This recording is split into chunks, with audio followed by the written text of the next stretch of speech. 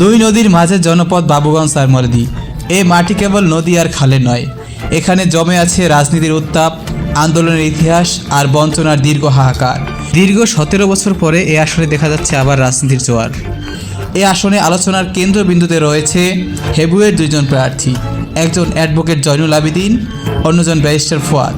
কিন্তু প্রশ্ন একটাই, এই দুই তারকা লড়াইয়ে কে জিতবেন বাবুগঞ্জ ও মুলাদির মানুষের হৃদয়? বাংলাদেশের 121 নম্বর সংসদীয় আসন বরিশাল 3।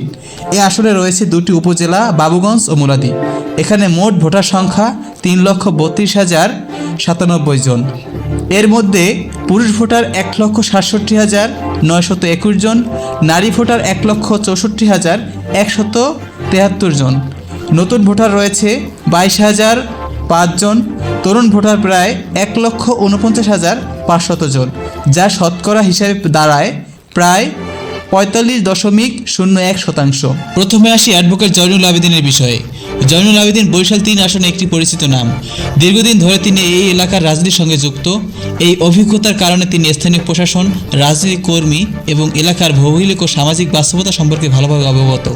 এলাকার একটি অংশের ভোটারদের মধ্যে তার প্রতি আস্থা এখনও লক্ষ্য করা যায়, বিশেষ করে যারা দীর্ঘদিন ধরে রাজনীতির সঙ্গে যুক্ত বা পূর্বের নেতৃত্বকে গুরুত্ব দেন।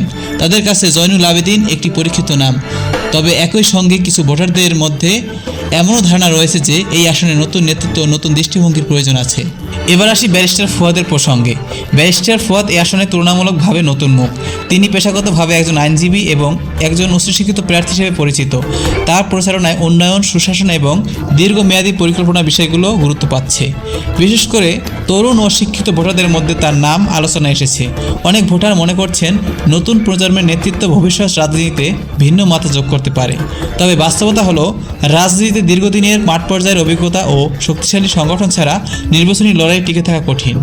এই জায়গায় ব্যারিস্টার ফুয়াদের জন্য যেমন সুযোগ রয়েছে, তেমনি কিছু সীমাবদ্ধতাও রয়েছে। এখন প্রশ্ন, এই মুহূর্তে বরিশাল 3 আসনে কার অবস্থান শক্ত? রাজনৈতিক পর্যবেক্ষকদের মতে এই আসনে এখনও কোনো প্রার্থীকে এককভাবে এগিয়ে রাখা যাচ্ছে না। জয়নুল আবেদিন এগিয়ে আছেন অভিজ্ঞতা, পরিচিতি এবং সাংগঠনিক শক্তির দিক থেকে। অন্যদিকে ব্যারিস্টার ফুয়াদ এগিয়ে আছেন জনপ্রিয়তা বৃদ্ধি, নতুন ভোটার এবং পরিবর্তনের আকাঙ্ক্ষার জায়গায়।